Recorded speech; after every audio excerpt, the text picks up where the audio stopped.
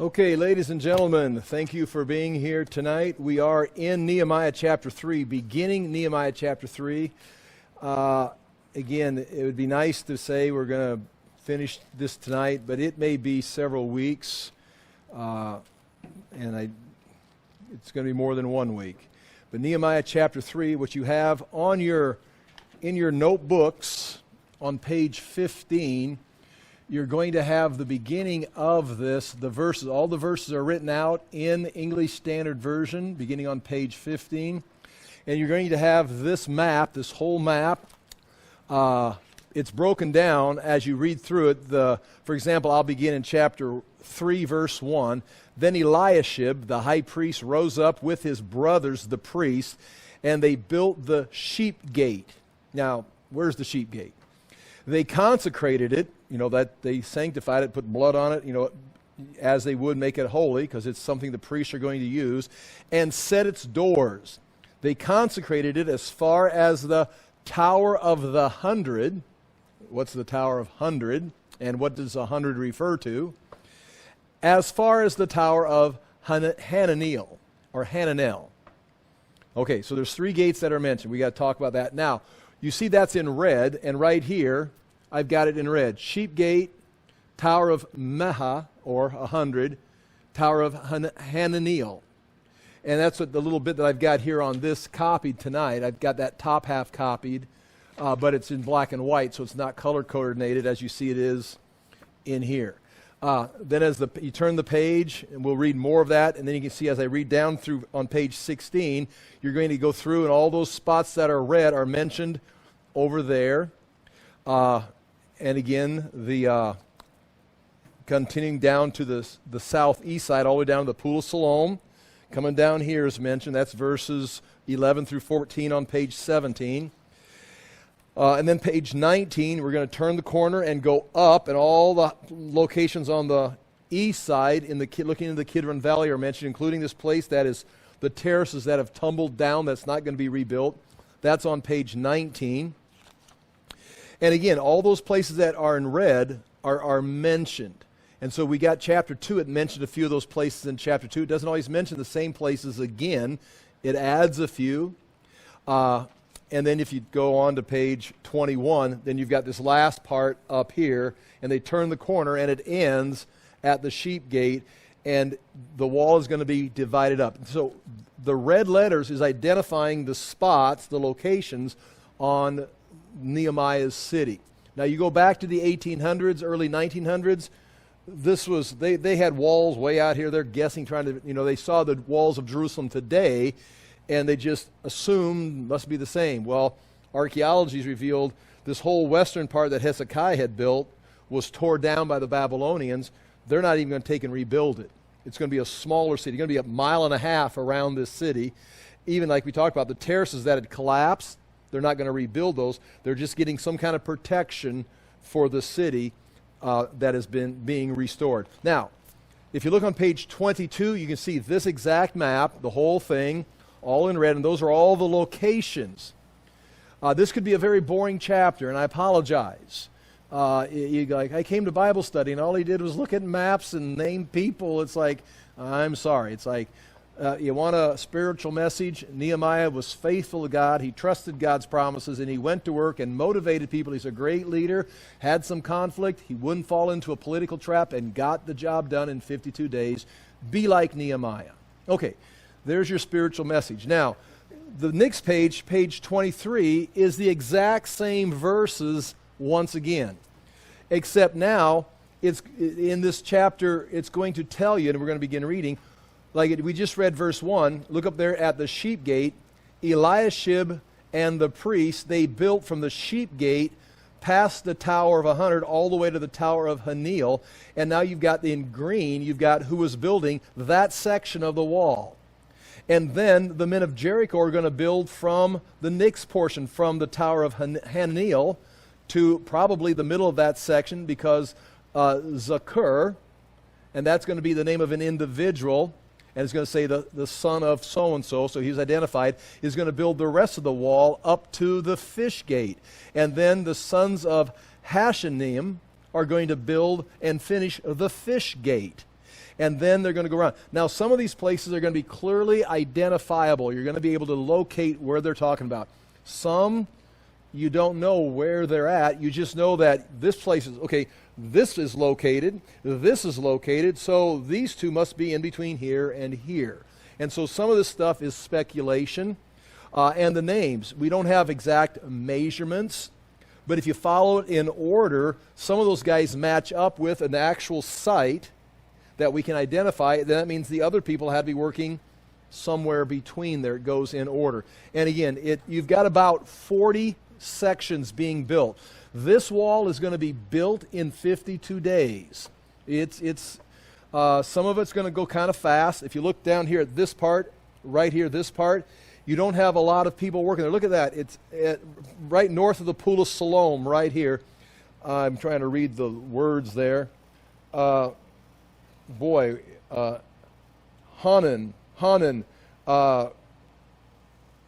the inhabitants of Zonkar.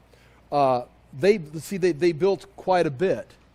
But again, that wall was inside the wall that Hezekiah expanded, and it wasn't necessary to destroy it. And so that's going to go a lot faster compared to, especially over here. Things are going to slow down as you see how the names get compacted coming over here because they're building up on top of a hill or a steep drop-off, and so they're not getting as much work done, plus they've got a lot of obstacles. Anyway, that's kind of keeps that in mind, and I can read through that for you, and we'll refer to it, but instead of just reading through it and boring you, you've got an image of it right there. So on page 22, that's the locations that are mentioned in chapter 3, and page 923 is the builders that are spaced out in between. So you actually have those two maps.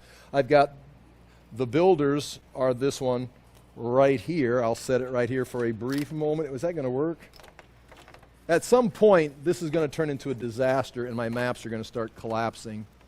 So the good news is we'll have it on video, and I could put it on a bloopers reel and get a bunch of viral hits, probably more than any of my Bible teaching. It's just the collapsing of the maps. Like, oh, you got to watch this video. Don't bother about the Bible teaching, but it was really funny when all the maps fell over.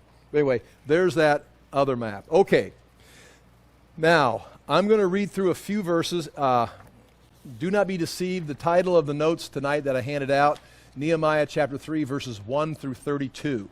If you look on page 4 of the back, you see right there, we stop at verse 5, and we just have 3:6, 3:7, 3:8, 3:9, and there's actually 2 more pages of this look right here. So we're going to be basically Nehemiah chapter 1, or chapter 3, verses 1 through 5, along with the book here. So I'm going to read, well, I'll just go ahead and read because I got my Bible laying here. I'll read Nehemiah chapter 3 in the NIV, verses 1 through 5, and then we're going to start bouncing back and forth between the notebook and the notes I handed out and show you some things that you may find interesting. Chapter 3, verse 1. Now, this is after Nehemiah had gone through the night journey and gone out and kind of made some plans. He sees the damage, and now he begins a speech. At the end of chapter 2, it addresses says, here's what we're going to do. Rise up and work, and the people got excited. They're going to get involved, but he's going to get some blowback from the opposition. Samaria, the province, the satrap here is Sanballat, and he's been pushing in, and he has occupation in Jerusalem. From here, from the Trans-Euphrates over here in Ammon, you've got Tobias. And someone that really goes under the radar just he's mentioned here in the book, and no one really knows where to put him except if you just read it and do some research, Geshem, the Arab. And the Arabs are down here. You can see on this map, the satrap or the province of Arabia is there. That's Geshem's territory. This is Samaria, Sanballat's territory, Trans-Euphrates, and this is little Judah right here. This Geshem has pushed up into, the Edomites have gone up into southern Jordan, or southern Judah, and they're being pressed up into here, or at least occupied by Geshem, the Arabian, the Arab. In fact, he's probably got right here at Lachish, he's probably has a palace that he occupies in Lachish just outside the borders of Judea. That's going to be important because we're going to real quickly in verse 5, you're going to meet the men from Tekoa. Tekoa, if we have Jerusalem, you can see Jerusalem on this map. If you go 2 miles south, you're in Bethlehem. 5 more miles south, you're in a place called Tekoa. And if you look right here, 5 miles south, or that far south, you're right here. You're moving into Idumea, or you're right on the border of Judah. Which means, I'm looking here at this map. Here we go. Tekoa, Tekoa, Tekoa. There it is, right here. Here you go. There, that's nice. See right there? Geshem, the Arab, is pushing up into here. And this is the boundary. And last week, Nehemiah ended by saying, you have no territorial claims. You have no judicial claims. You have no historical claims. This is our territory according to history, according to Artaxerxes, according to the promises of God. We've got the paperwork. And that's the boundary. Tekoa is there, but some of the men are living in Jerusalem, which means they're going to have an attitude different than some of the others because Geshem is pushing pressure right here. So it's like, we're going to go with Nehemiah. Yeah, but you've got to answer to Geshem. How important is Geshem? And that's going to be an issue that's going to come up here tonight. Okay, chapter 3, verse 1. Elisha the high priest and his fellow priests went to work and rebuilt the sheep gate. They dedicated it and set its doors in place, building as far as the Tower of the 100, which they dedicated as far as the Tower of Hananeel. The men of Jericho built the adjoining section, and Jakar, son of Emery, built the next to them. The fish gate was rebuilt by the sons of Hashanah, right here. The fish gate, I'm looking right, men of Jericho, and the fish gate right here, sons of Hashanah. They laid its beams and put its doors and bolts and bars in place. Very interesting. Beams, doors, bolts, and bars, and they all have a meaning. And the fish gate. And this fish gate is going to come up later on in the book of Nehemiah. Next to him, Meshullam, son of Berechiah, the son of Meshazabel, made repairs, and next to him, Zadok, son of Baana, also made repairs. The next section was repaired by the men of Tekoa. But their nobles would not put their shoulders to the work under their supervisors.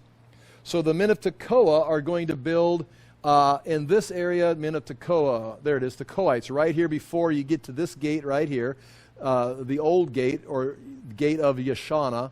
The middle class apparently is working, but the nobles are like, we ain't going to do it. And we can make up different reasons why, but maybe one of the key reasons, I just said it, it's like they've got property there in Tekoa, and it's about to be overrun, or it's being occupied, it's being manipulated. Geshem is putting up, come and goes and quick trips and Casey's, whatever, little grocery stores, and he's starting to take over the community. And if they don't cooperate, they're not going to get to be part of the new age. So it says, are you going to go with Nehemiah, or are you going to go with Geshem? Now, we know Nehemiah is walking the promises of God. But Geshem, look at his territory. He's got all this, and he's moving north. He's a power to be reckoned with at that time in history. I know what I would do. I would go with Nehemiah. But would I if it was today? Yeah, that's the question. It's like, well, I would go with Nehemiah.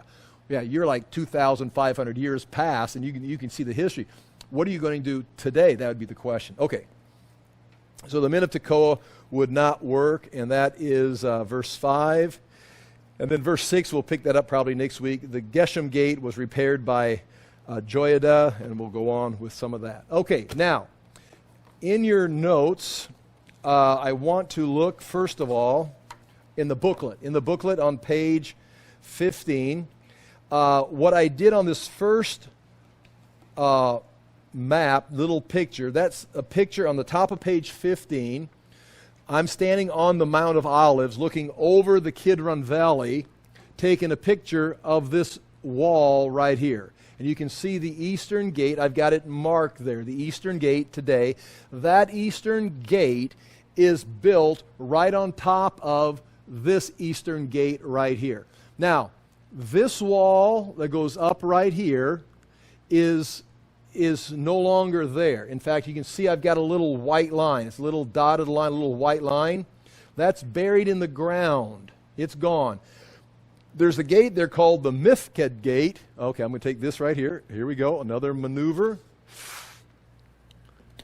And now you can see this gate right here. That gate is destroyed and buried with the Roman destruction. And this wall turned and met the corner tower right here, which is right by the east gate. Again, I'm going to show you some things. The east gate is underground today with the 1500 eastern gate built on top of it. They will not let you excavate it because, well, it'll prove the Jewish temple was there. It'll prove a lot of things. So they won't. The Muslims will not let it be occupied. Now, we already talked about it before. Up here, out on the northern side up here, the Damascus Gate was also today, you see the Damascus Gate was built in the 1500s by Suleiman the Magnificent and gave orders to build around it.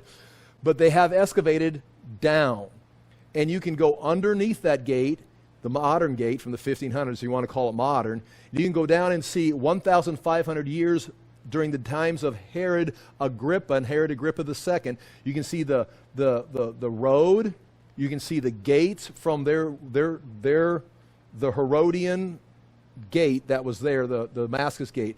And so you can go down there and see. I've got pictures of it. You can see in one of the stones in the pavement, you can see a Roman game carved out that the soldiers would play some kind of a dice game while they're there guarding the gate.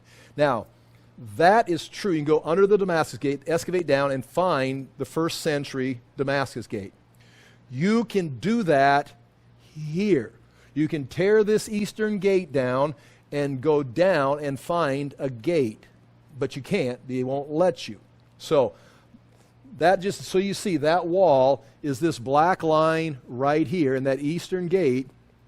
Today's wall continues all the way up here, and Herod expanded this Temple Mount. This is the Temple Mount of Solomon.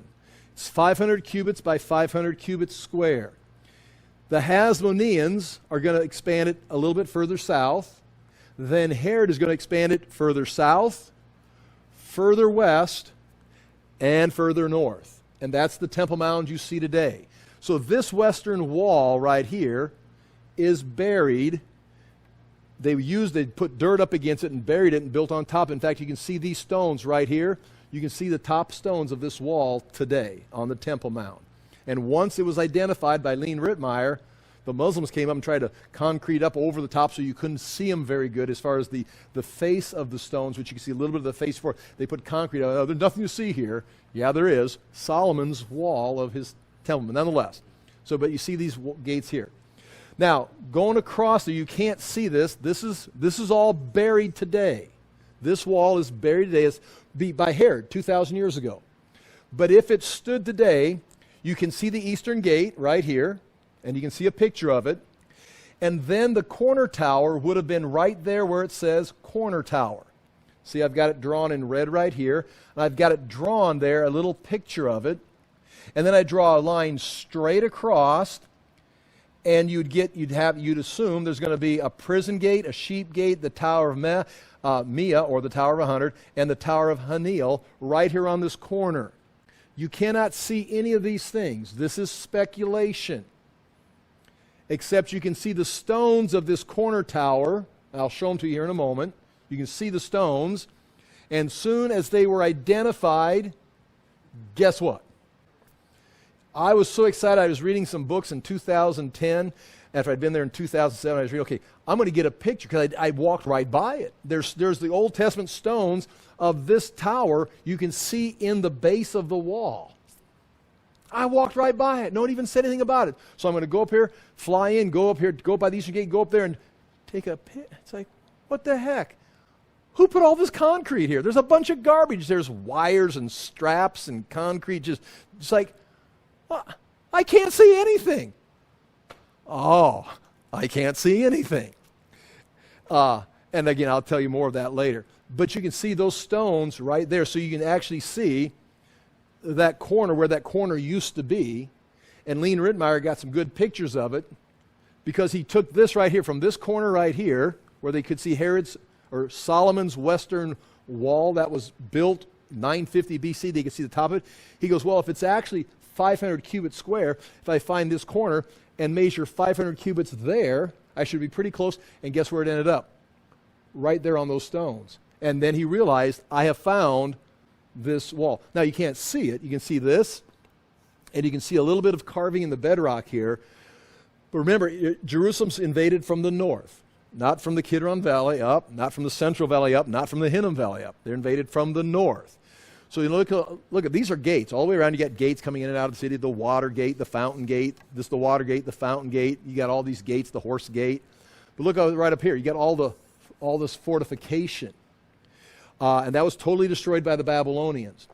They're going to rebuild the fortification, but when Herod comes in, this will make sense, Herod's going to expand this further north, and no longer is going to need the Tower of Hanil as a power force right here on the highest part of the temple, as a lookout and as a fortress. It's going to be moved up here. And do you remember what's located right here on the corner in Jesus' day or in the New Testament? It's Fort Antonia. It's the same thing. They just moved it up here and built it on the bedrock right here, the same fortress, or not the same fortress, but another fortress, the same purpose. So again, this is all fortification right here, except the priests have to use this to bring the sheep in for the temple. And that's what you can see going across north. I just drew those. That's to give you an image or a speculation of what that would have looked like. Turn to page 18. I'm looking at this this picture right here. And once again, I'm standing on the Mount of Olives, and I would be standing here looking this direction. And so the dung gate is right here. And so the line that's closest to you or to the bottom of the page would be this eastern line going up here. And the western wall would be this one on the other side going up this way. Now, that is pretty accurate on this line, right? This is pretty accurate, especially when you can see where it goes right by David's palace, right on top. In fact, right on top of where it says David's palace, then you're going to have that stepstone structure, those stones right there. There's a little sun shield right there. They've got a little tarp set up because they're doing excavation there when I took the picture. But they've actually got Nehemiah's stones are right up there. They're actually there. We know if it was Azariah, according to our little chart, put those stones right there. You can still see those stones that were set. So this line is pretty close right here. Over here, I'm just kind of trying to give you an image of what it would have looked like. It's not like if you're going to go over and don't use this to rebuild Nehemiah's wall, you're not going to be right. Okay, turn the page. We don't need page 20 to page 22. There's a bunch of stuff on page 24 we're going to get to. Page 25 is where we want to be. They built the sheep gate. Now, what are you still with me? Okay. Now, you see that little dot, the picture on page 25, the little dotted line. What would happen if I did this? You're going to have this 500 by 500 cubic square. That's Solomon's Temple Mount. You can see the temples drawn in there. But then you're going to have a bigger square going around it, a rectangle going up here. Herod's expansion, probably too far. Coming over here, expanded on the west and expanded on the south. This is Herod's expansion right there. So when Herod expanded here, he had to fill it all in, just had to expand the pavement. So he's going to bury going across, there's the turquoise, the yellow, the red, the blue, the green towers. Those towers right here are going to be buried. And there's the Tower of Hanil right here. Now he's going to go up here, and right up here on the bedrock, he's going to build Fort Antonia right there. And all this is going to be buried or eliminated. All right.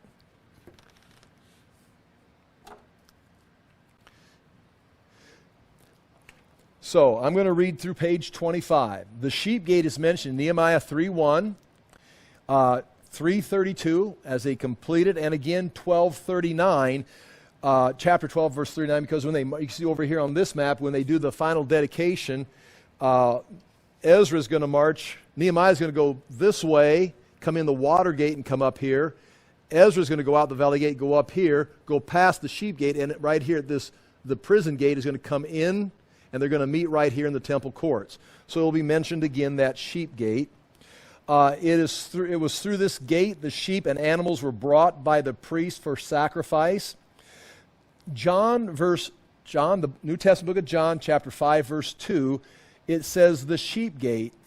It mentions the gate right up here. Now, this was the sheep gate of Nehemiah's time, but somewhere in this northern wall is the sheep gate of the New Testament. Because in John 5:2, now there is in Jerusalem by the sheep gate a pool, in Aramaic called Bethesda, which has 5 roofed colonnades. And that's the pool of Bethesda, is located right here. It's got 1, 2, 3, 4 pillared sidewalks going around, and a 5th one going right down the middle, which is a dam. There's a spring right here that's always been there. Go back to the Old Testament, go back to Melchizedek. It had sprung up water. They eventually built a dam during the Hasmonean time to hold the water and let it flow in a controlled sense into here, which became a mikveh, which I got some pictures in the book. It looks just like the Pool of Siloam, the steps going down. If you get down in there, they're excavated. That's where the Jesus healed the lame man on the Sabbath.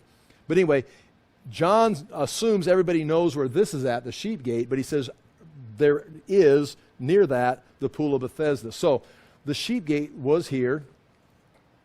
John would not be referring to Nehemiah's, that whole thing. Herod's extension in 1911 BC. The Pool of Bethesda was previously called the Sheep Pool. You go in the Old Testament, it's called the Sheep Pool, and I've got pictures of it here in the book. The Mishnah was written around 200 A.D. So now, here we go.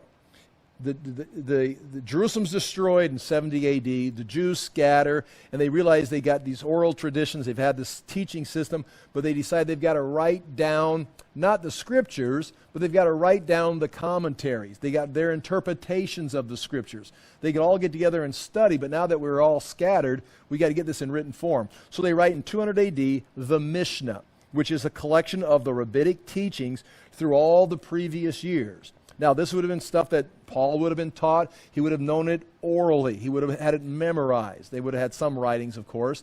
But they're going to write the Mishnah, which is a collection of all these writings. So huge volumes. Several volumes in it. The Mishnah records in what is called Midat 1:3 that there were 5 gates that led into the temple. Now, the temple's been gone for 200 years, but they've been teaching this. There were 5. The double gate, now if you're still with me on this, the double gate is right here. We can see that. In fact, you can still walk in it today, except it's been blocked off by the Crusaders, and it's now turned into a mosque. Anything that the Muslims find, they turn it to a mosque, and you can't go in there. But you can. I've seen pictures of it. You can still see the ceiling, the arch ceiling with the floral designs and the patterns. No animals, no people cut in it or designed in it in the stonework, but there's floral. And you can walk up the steps that lead up to the Temple Mount right here. In fact, I've taken pictures down the tunnel there. And of course I thought, what would happen if I just ran down there and took some pictures and ran back out? And then I got scared. And so I'd never been down there. But that was one of the double gates. The triple gate, which is right here, which is possibly the beautiful gate. Now again, I don't want to, everybody wants to say the beautiful gate is over here on where the temple stood and the temple courts right here. That would make sense, but that's a place of worship, and everybody's going there worshiping and stuff. If you sat here and collected alms, everybody's going up these ceremonial stairs going in. It'd be like sitting at the front of Hy-Vee or something. Everybody's going in the store. Anyway, that's the beautiful gate, and I've got a picture of some of the carvings on the stone, just a little bit of what's left of that from the Herodian stone. Just got one stone left because the other one was knocked off when the Romans destroyed it. You can see the carvings there. That's the second one.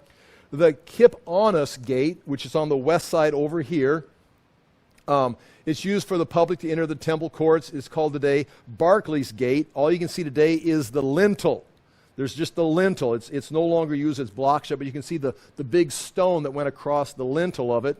The east gate, which we've already talked about, which is would be right about here, going into the city. And then, are you ready? 5, the Tadi gate. There was a Tadi gate, T-A-D-I. Now, I hope you're okay. It was on the north side, but it was not used by the public. Okay. Mishnah 1:3, and I've got that all written down right there, what I just referred to, the 5 gates of the temple, the Tadi on the north, which wasn't used. Okay, now turn the page.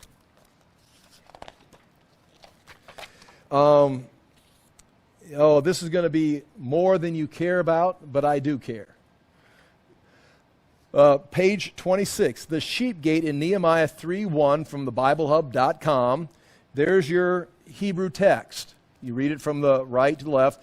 And rose up Eliashib the priest high with his brothers the priests and built gates the sheep.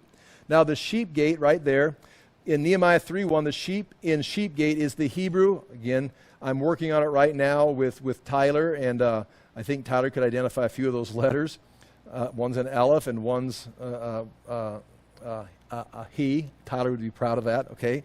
But nonetheless, it's Hashan, which is used 78 times and translated flock or sheep. And there's the word Hashan.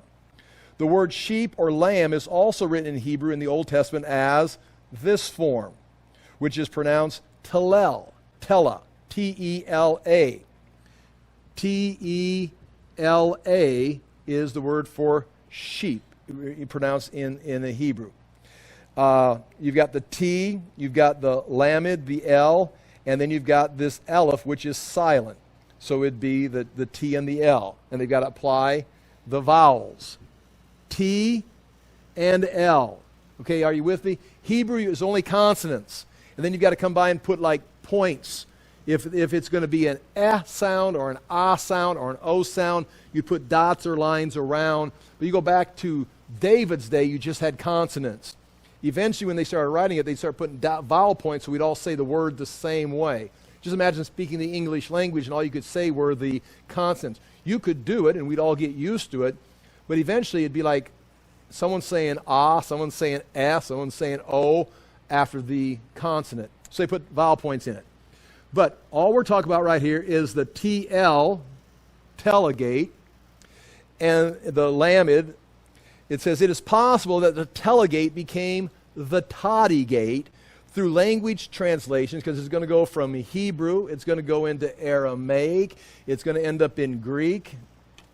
Through language translations, dialects, and various pronunciations, because even if we all do it, I do it, even if I say the TL sound, it may come out more of a TD sound the way I pronounce it, especially if I'm a foreigner.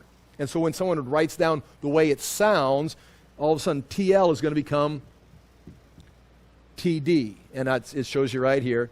Lean Rittmeyer supports this suggestion in his book, Jerusalem in the Time of Nehemiah, when he points out this idea that was presented by Asher Kaufman in his book, The Temple Mound, Where is the Holy of Holies? I think I spelled the mound wrong there. Okay.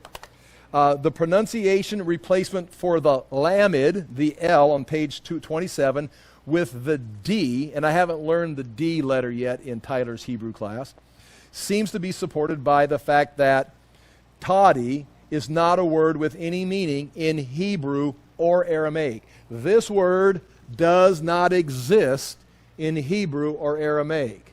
So if they called it the Tadi gate, it means, just like it does in English, nothing. But if it was a corruption of the tela or the sheep gate, it makes complete sense. Okay. In an answer to a blog comment on his blog site, Lean Rittmeyer says the Tadi gate may have been the rebuilt sheep gate of Nehemiah chapter 3. Tadi is probably a corruption of Tali, which means a lamb. And there's a footnote or a reference there. According to the Mishnah, this Tadi gate did not have a lintel. When they write about it in the Mishnah, it says this was a different gate. It did not have a lintel going across the top. toddy is probably a lintel like the other gates, but included two slabs of stone leaning against each other, forming an upside-down V. So there's like just two slabs leaning like this, and there's that reference right there. I've got it written out for you. We hear these words repeated from the Torah. In the northern wall of the Temple Mount was the toddy gate. This gate was unique in that its lintel was not flat, but considered of two stones. Now, concerning this toddy gate of the Temple Institute writes more detail concerning the underground passageway. This is where it gets interesting, if you're still with me.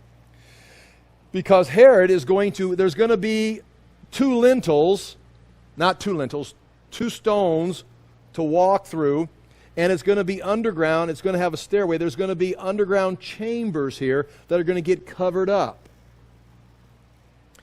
And it goes through, and it tells you here, it was used exclusively by the temple priests who had become impure. So there was a water source down here at this time, and there was a stairway leading down to that water source, and that's what the priests rebuilt this gate.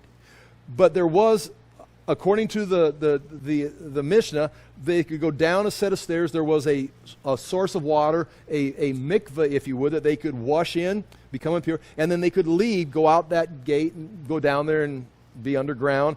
The interior side of the gate has the same level as the sanctity as the Temple Mount. This information comes partly from the Mishnah, and it says in the Mishnah, the priest would go out by the winding stair which went under the Bira, that would be part of the fortress, and which was lighted by lamps on both sides until he reached the bathing place. Rabbi Eliezer ben Jacob says he descended by the winding stair which went under the hell, and he went out by the toddy gate. So you could go down some stairs and go out this gate. So wherever this gate is at right here, there's going to be a water source and underground chambers where they used to go down and, they carve them out. There'd be rooms down there. When Herod expanded the temple court to the north on page 27, this underground passageway, priestly chamber, underground water source, and all the tunnels leading directly to the toddy gate or the sheep gate would have been covered since the days of Nehemiah. This underground chamber, passageway, and tunnel have been covered into a cistern to store water under the Temple Mount. Even today is accessed by a cistern. Now I'm going to show you these things on page. If you look on page 29 at the bottom, that little diagram, similar to what I've got here, but it's drawn out, you can see the little red square would be right there. If you turn the page, I'm standing on page 30. I'm standing on the Mount of Olives, taking a photograph kind of like this direction right here, like this. And right here you can see the Dome of the Rock standing there, the gold dome. And then I've got a line. The little white line would be this northern wall right here. Because I'm drawing it from the corner tower, drawing it across perpendicular. And right there where I've got a little white box, that's where the sheep gate would be about. And you can see the sheep gate on the second picture on page 30. There's a sheep gate right here. And if you go right back here, guess what they've got on the Temple Mount today that's still being used? There's a well. There's a cistern. The people can drop down and get water down here, right there, and that's got it circled. Cistern wellhead. Go to page 31. Now I'm standing right here looking at the stairs that go up here. They can see, part of the stones. Excuse me. I'm standing right here, looking up this way here, and you can see I've got it. The cistern wellhead is in a square box, and they got a little arrow, the sheep gate. I'm taking a picture right here, and the sheep gate would be right there. And there's another picture of that well on the bottom of page 31. You can see it better.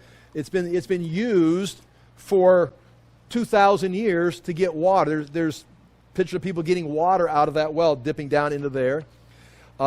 Page 32, there's a Dome of the Spirits, which is another story, and there's a picture of the toddy gate and the well right there again. Now, with that being said, I had to figure this out, and I'm sorry. You have to listen. Go back to page 28. Back in the 1800s, Charles Warren, they wanted to investigate. This is a great story, folks. wanted to investigate Jerusalem, the English. They want to check everything out. And so they know they can't just go in there and start tearing the place up because the Muslims won't let them. But one of the things everybody needs in the Middle East is water. So they gave the impression, and they did do it, we're here to help you with water. We're going to do some underground testing and see if we can find more sources of water and make your city more livable. Great. So he's got a green light. As long as he's underground and he's looking for water and trying to tap in, it's like, we don't know what you're doing down there. What are you finding?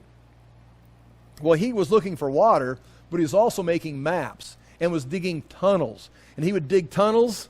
I mean, this is none of us. I don't think there's any one of us would do this.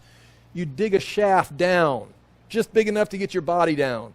Then you lower, and now you're down, and you got to do most of the stuff like at night, and if it's not night, it's dark. And now it's like, okay, now you're in the hole, let's go. And then you start tunneling, and you start moving the rock out, and now you're halfway under the Temple Mount, or you're wherever, and you're running into stuff. Okay, wait, and you're making maps with a candle. So they don't have flashlights, you got candle, and you're under the ground tunneling, and making all these, sometimes you're making progress with the water system, but nothing else, you're making maps of underground Jerusalem. You can still go through the Western Wall tunnels, and I've gone over here, the Western Wall tunnels going along here, and you can still bump into shafts. They'll show you shafts. Warren came by here with a tunnel. It's amazing stuff. Well, what we have here, and I found these online, the digital copy of Warren's 1865 Ordnance Survey of Jerusalem. And you can look this stuff up. I've got this online as a PDF, so if you go to my website and open up the notebook, you just click on this, it'll take you there. You can type it in if you want to. And it's digital images of the Ordnance Survey of Jerusalem. Now, this first map, you're looking down right here. He's drawn the Dome of the Rock right there, and all the blue lines is what I've put on there. And you can see there's a blue line going across there where the Temple Mount, and it lines up. And when he gets down there, he finds underground chambers. There's paths going out this way. And he was in there and not taking pictures, making drawings. There's drawings that he'd take artists down there, they'd draw stuff.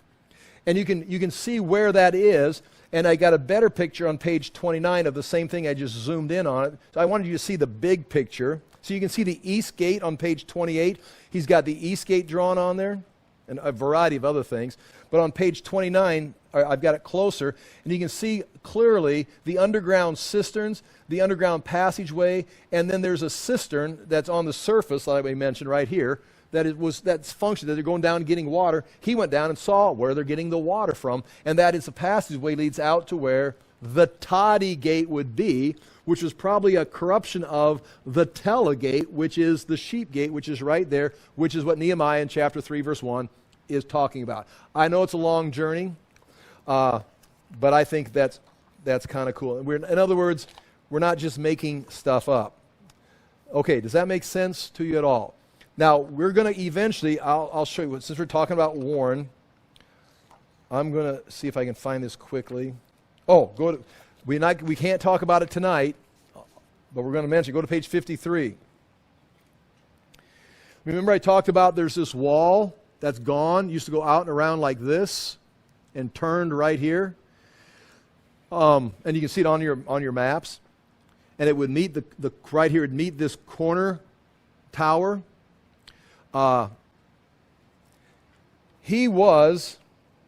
Warren was there, and he went down, and you see the yellow right there on this page?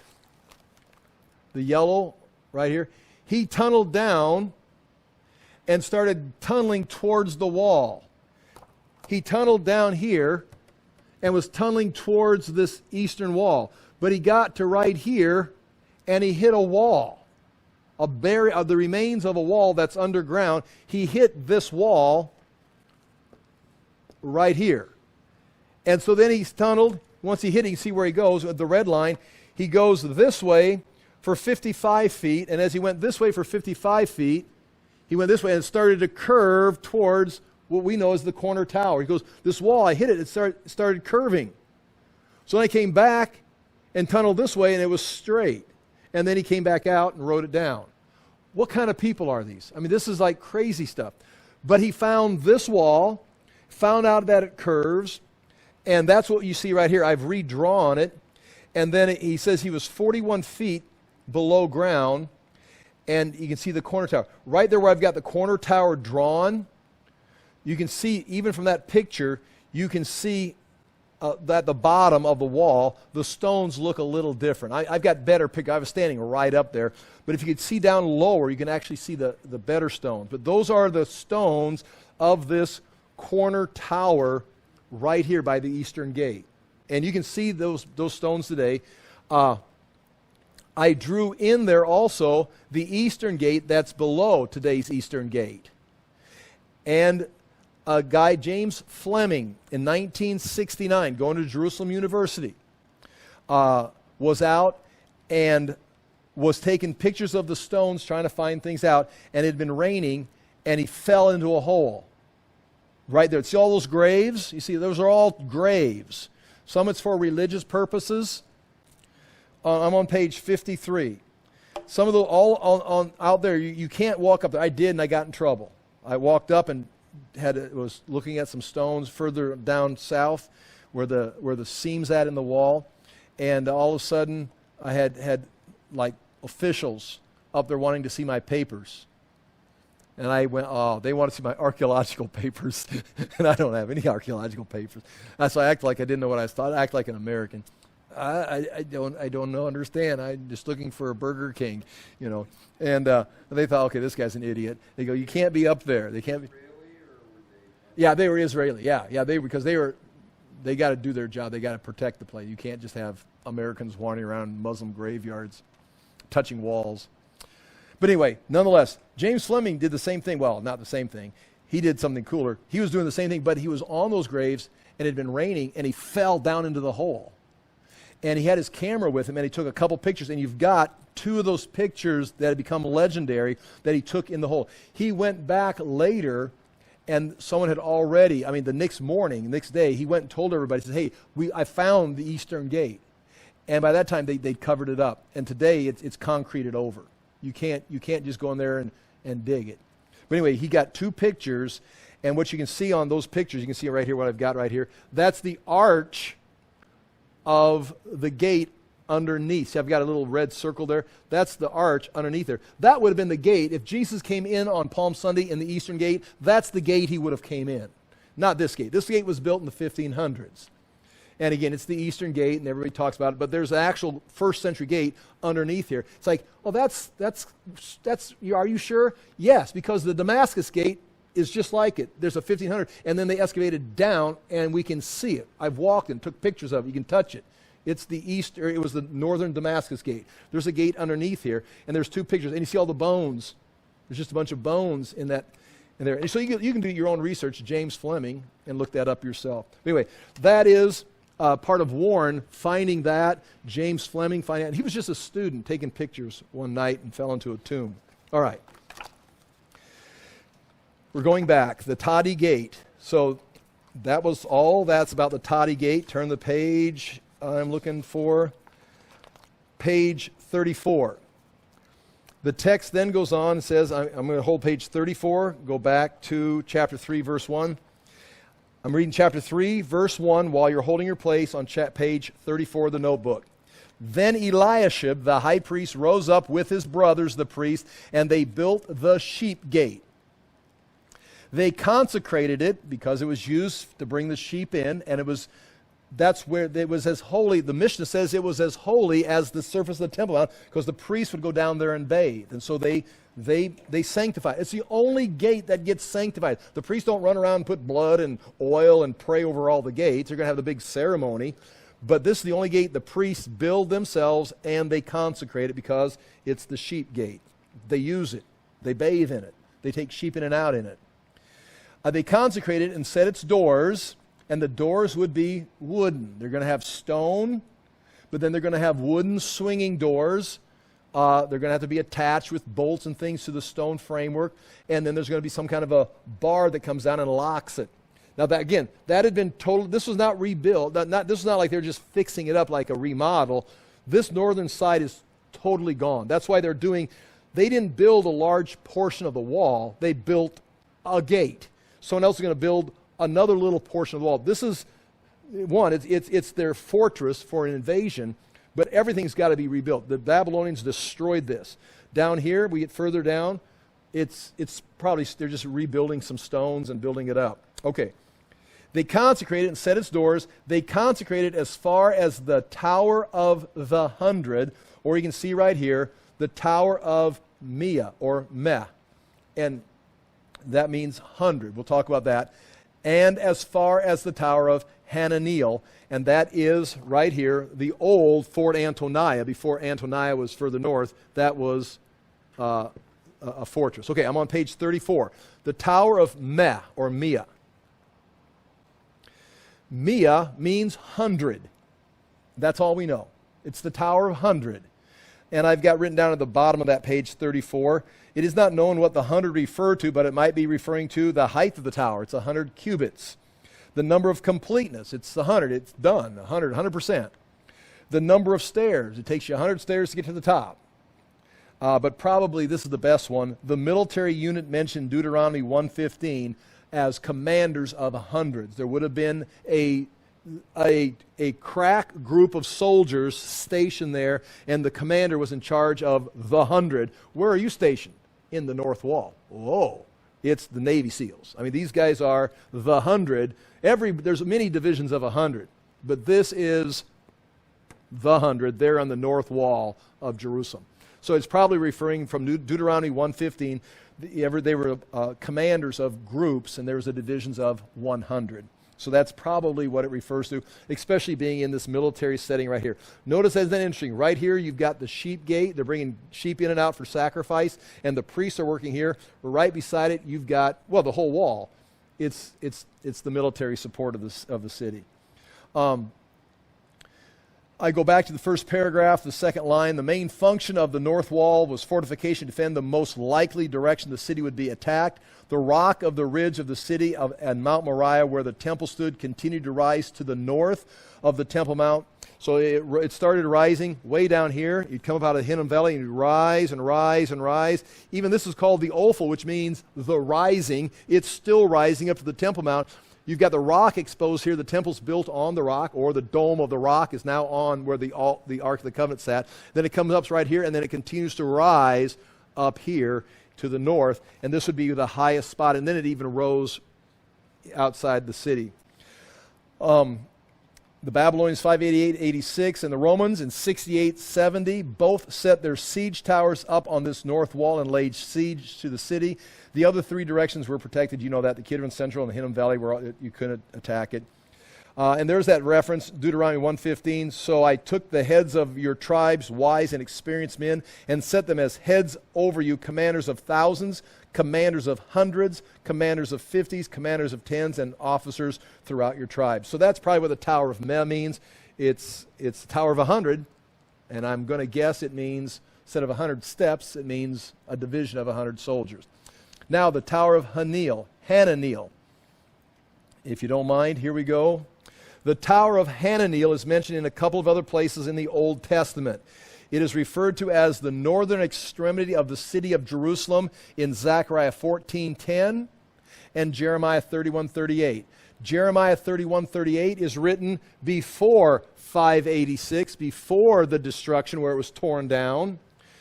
Zechariah 14:10 is written after or during the time the temple is being restored, like 538 to 516, during that time period he's writing. But in chapter 14, notice what chapter 14 is about. That is an eschatological chapter. That's the chapter where the Lord will descend on the Mount of Olives, and it talks about the topography being changed upon the Lord's return.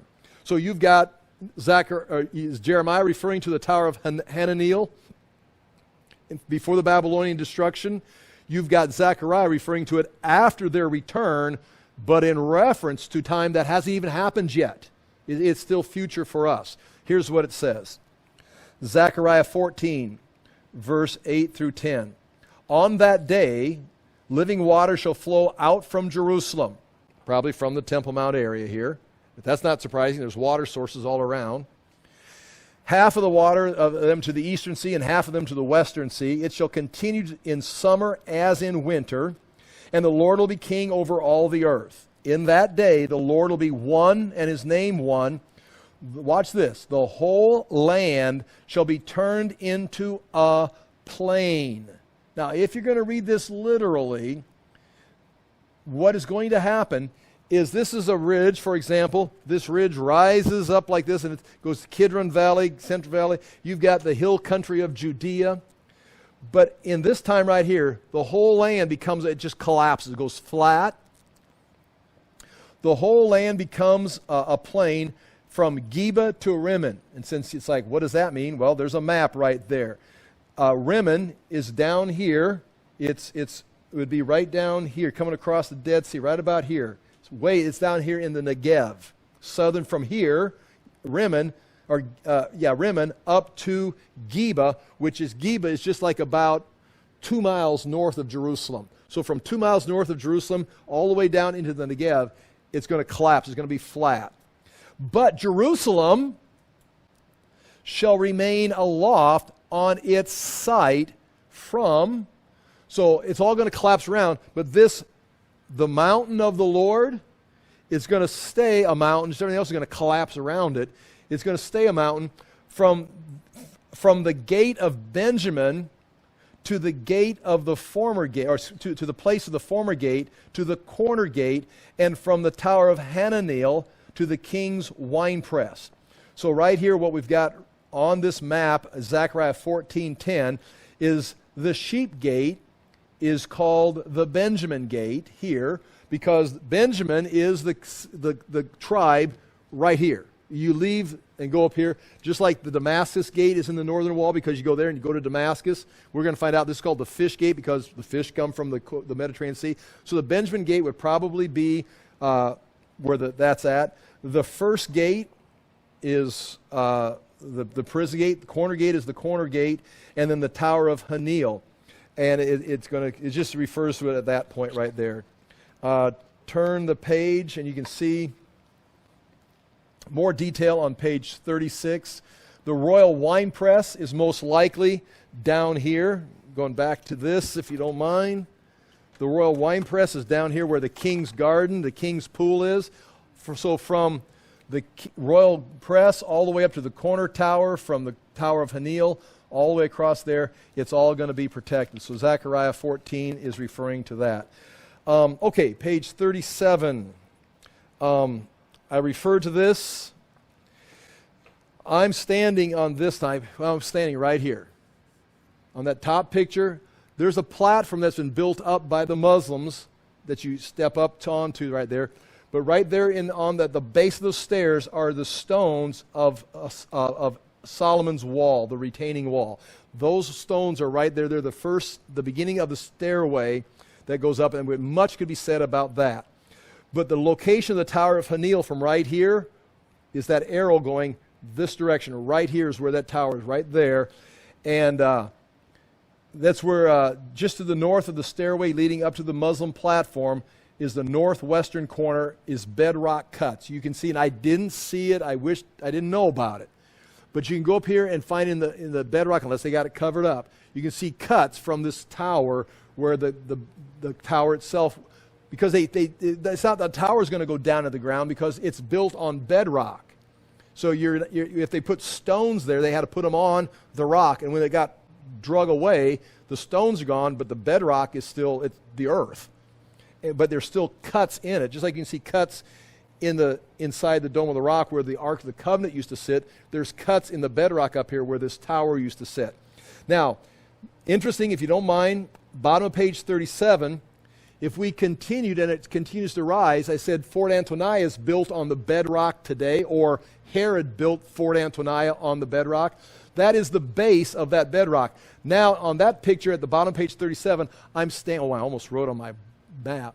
I'm standing right here looking this way, and I can see rock still coming out of Mount Moriah. That's the bedrock. You can see the layers right there. There's some brick and stone on there too.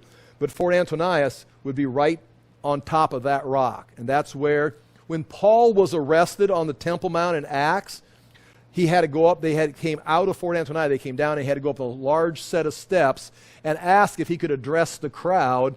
And so the Romans gave him permission to talk to the crowd from Fort Antonius. And then he said something about seeing an angel and coming back from I'm not sure what he said. But the crowd went crazy and they drug him in. They're getting ready to beat him, and he pulled out his citizenship card. But that all took place right there, up there on Fort Antonius. Okay, that is, well, you can see I didn't get through chapter 3, verses 1 through 32. I was going to get through chapter 3, verse 1 through 5. I got through chapter 3, verse 1. And so, we've got, at this pace, we've got 31 weeks to go. Bring your notes back next time. But anyway, that's kind of, that still was an introduction on what we're going to be doing. And it's kind of interesting when you see all those things tying together, you can go there and look at it today. And these stones, we're going to look more at these when we get around here, we'll talk more about these cornerstones, the foundation stones there. But you can still see this. So the book of Nehemiah is not like it's not in the distant past that's ghostly and no one knows about it. There's many of these things you can still make contact with. And then you can see him talking about it in the Old Testament before Nehemiah's time, see him talking about it after Nehemiah's time. You can see the sheep gate just got moved further north. John talks about the sheep gate, the pool of Bethesda. It just all keeps tying together. In fact, when Jesus comes back, there's still going to be, they're still talking about the Tower of Hanil and all these locations. It's still going to be it's still relative in some way. So I enjoy that. I hope it made sense to you, and I appreciate you being here. I'm going to pray, and we're ready to go. Father, do thank you for the chance to look into these things. We thank you for the history and the archaeology and the recordings that you've provided for us, the hope that you've proven yourself to be faithful to the Jews, bringing them back from Babylonian captivity after having warned them that it was coming, but also the fact that there's a future for them, and the things that you did in Nehemiah's time are going to be small compared to the things that you're going to do in the future. We ask that we would, again, remain faithful, serve you, and do the things you've called us to at this time in history. In Jesus' name we pray. Amen. Thank you again for being here. David, could you point at the map a few things for me, just generalization, so I can get into my head? Do what? Point on the map where they would be. Okay. Garden of Gethsemane. That would be over here in the Kidron Valley. Okay. Oh, excuse me. The Kidron Valley would be Mount of Olives, or just right over here, Okay. going up the Mount of Olives. The Wailing Wall. The Wailing Wall is not here because this would be the Wailing Wall of Solomon's. Okay. But here it expanded out, so now the Wailing Wall would be right here. Okay. The Sea of Galilee.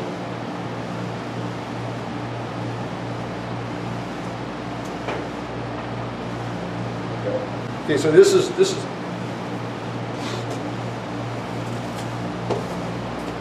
is Jerusalem, Okay. Sea of Galilee. Okay. Nazareth up there too then. Nazareth would be Megiddo Valley. You're going to have this little going up like this. It goes across it and spreads out like this, Megiddo Valley, trade route. Then it goes up a steep cliff. Nazareth is right there on that cliff. When they took him out to push him off the cliff, they took him off to push him down into the Megiddo Valley, and he wouldn't fall. And the Dead Sea is right there. Okay. And Mount Moriah. Where is it on the map? Okay, Mount Moriah is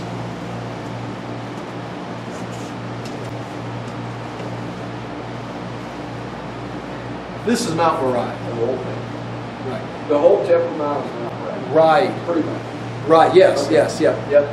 And it's part of this rock ridge that and Hezekiah's tunnel's cut through that rock ridge. Because this is the valley, you go up, and you can't see it today so much, because it's been filled in through all the battles and the years. And so you can, if you're, like I said before, when I run, this is gone today. This is no wall here. The way I run around here, you can feel that you run down, you run up out of that valley, and over here you can run up over Mount Moriah, down into the Central Valley, then up the way. You don't it's not like, this is like a steep valley here. Right. The Hinnom Valley is a steep valley. You can feel this valley, but it's been filled in. So this is a rock ridge that rises and rises and rises. If you stand here, you're looking down at this rock ridge, but if you're standing here or here, you're looking up at this rock. And the original temple was where the Dome of the Rock is? Yep. That's debatable, but it's really not. I mean, you've got theories, but it's like there's too many things circling around. Someone will put it here or someplace else, but it's like there's so much happening here. Academically, that's the Dome of the Rock is covering the temple, and the Muslims thought so until 1948. In fact, I've got Islamic books printed by the Muslim consul saying that the Dome of the Rock stands where the Jewish temple used to stand. Oh, I went and bought it. I found it on Amazon. I've heard about it, so I went on Amazon. It's a early 1900s paperback tour guide, like they'd hand them out or sell them, and they're explaining all these sites, and they're very clearly saying we built it on the site of the Jewish temple. And they said it from 700, 650, all the way up until 1948, when all of a sudden, temple, Solomon. I've never even really heard of that. It's like, isn't that just a Jewish legend? It's like they were never here, and then they started covering things up. But until that point, they thought they had. So that's kind of a fun. And everybody knows that. All right, you guys okay? I really appreciate you being here and putting up with